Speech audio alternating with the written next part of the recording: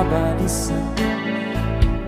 Dahil ba ang puso ko'y labis na umibig sa'yo, hanggang kailan magtitiis ilihim ang pag-ibig ko.